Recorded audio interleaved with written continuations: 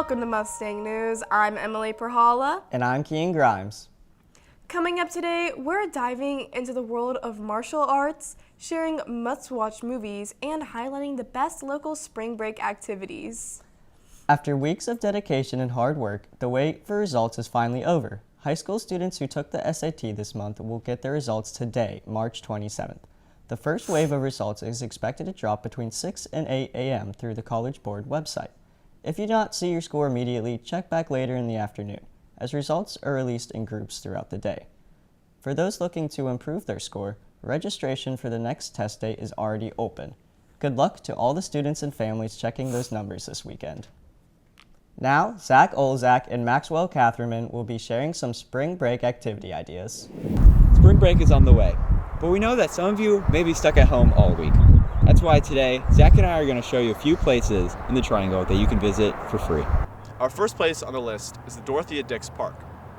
Known for its hiking trails and great views of the city, this park is a great place to come and relax and enjoy some time outside.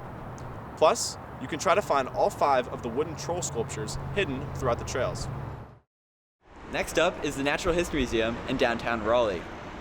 It is free for all ages, and it is a great opportunity to learn more about nature. Another great place to visit is the State Farmers Market, where there's tons of fresh produce, fruit, as well as flowers. Plus, Logan's Garden Shop is hosting a spring festival here, both today and tomorrow, all day, with plenty of live music, as well as food. Our last stop is Yates Mill, with plenty more walking trails and scenic views to enjoy. Well, this is just a short list of some things that you can do over spring break here in the Triangle. There are plenty of other options, from the planetarium in Chapel Hill to the Life and Science Museum in Durham. But no matter how you decide to spend your spring break, we hope you find a way to enjoy it the best way possible. This has been Zach Olzak and Maxwell Catherman for Mustang News. This week, we wish to highlight an amazing teacher within the English department. Mr. Matteau shares with us his experience teaching English and creative writing. Every day, I look forward to working with students. I get to share the things that I love the most and bring them in and say, look at this. And when students get excited and say, oh, that was better than I thought it was going to be, it's very rewarding. While Mr. Matteau's experience in the English department has been enjoyable, he emphasizes the difficulties he first faced when becoming an English teacher at Middle Creek High School. The number one difficulty is student buy-in. When you're talking about some of the greatest pieces of writing and the greatest pieces of art ever made, sometimes just getting students to pay attention to those things is the hard part. And to take the passion they have for that and then use that passion to then translate it into student work. Getting past students' barriers and then igniting that passion, that is the challenge every single day.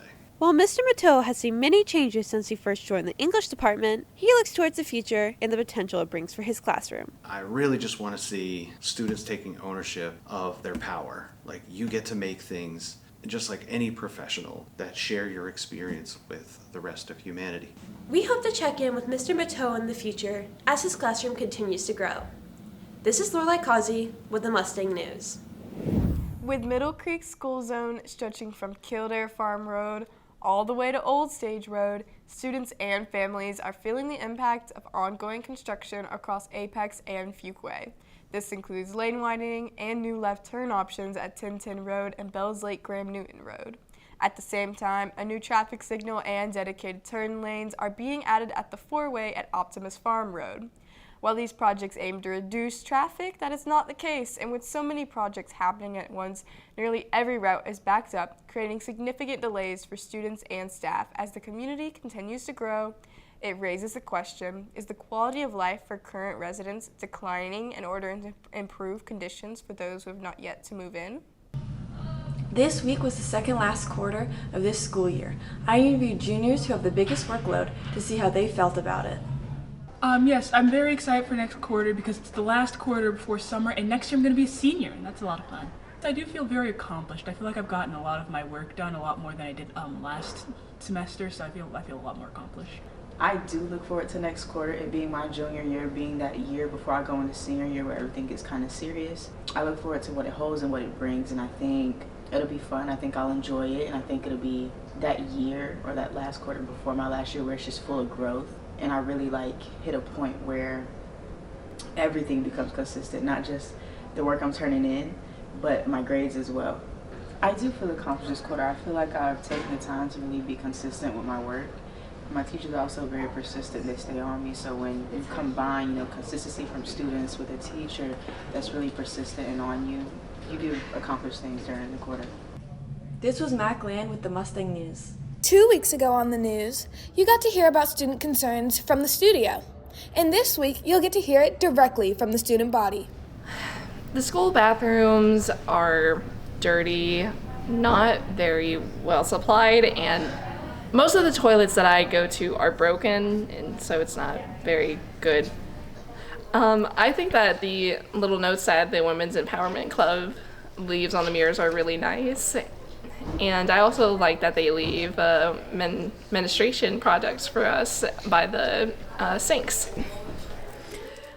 Having those things in the bathroom makes me feel like very secure that if I do need something, I'll be able to get it. And it makes me feel like we're building a little community together, and that's just very nice. And that was Charlie Crawford with our school's specific opinion.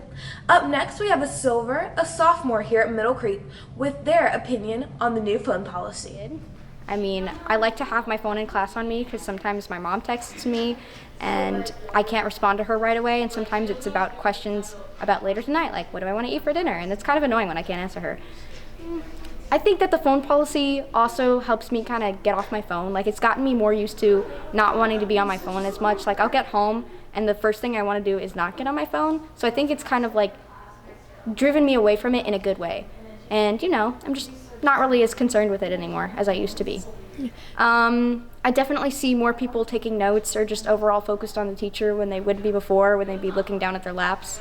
So I think that's one way that it's affected our community. Thank you so much for tuning in. That was Student Concerns reported on by Amira Williams. Tune back in next time to see what else our student body is thinking.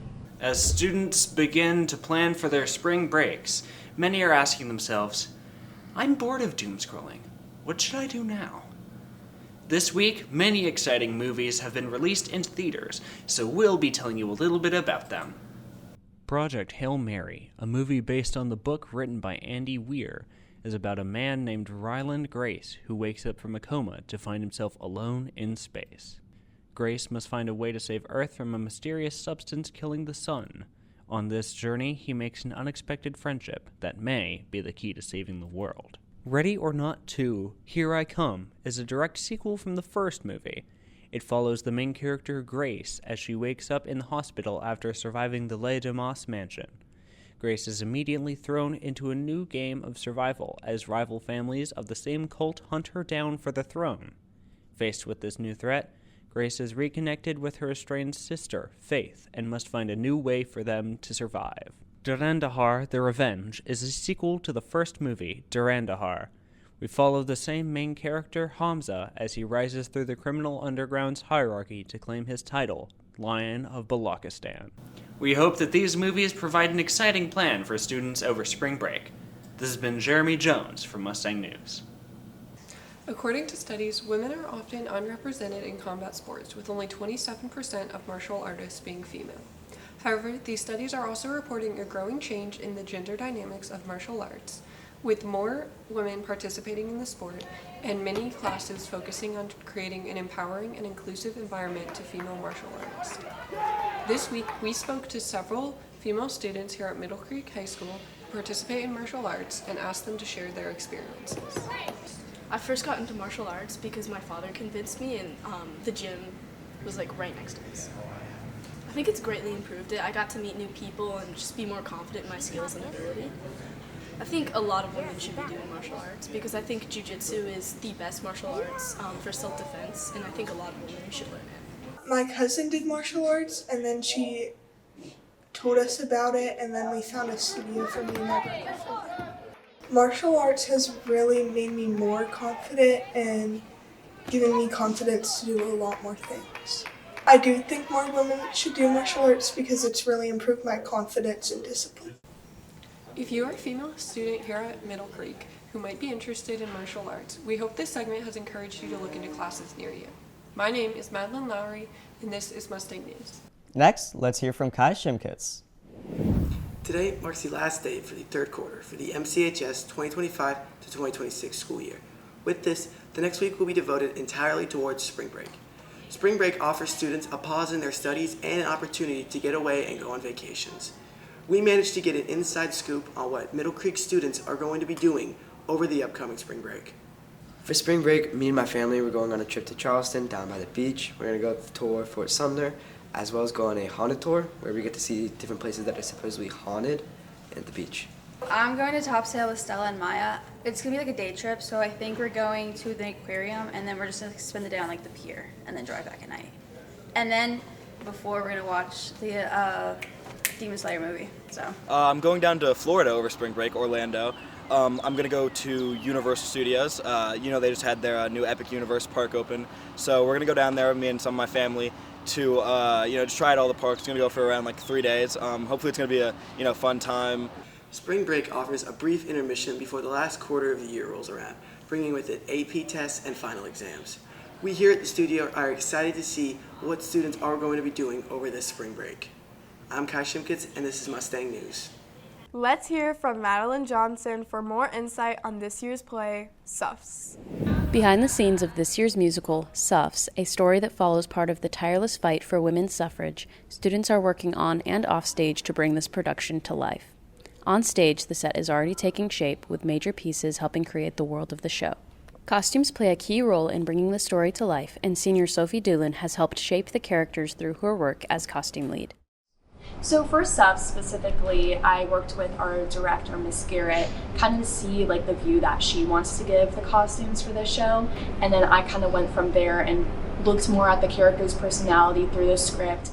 Since the very start of this show's process, the student stage management team has been keeping everything organized and making sure rehearsals run smoothly. The main thing that I'm always working on throughout the entire show is I am always making so many documents, so many documents, and their purpose is to help the tech flow smoothly.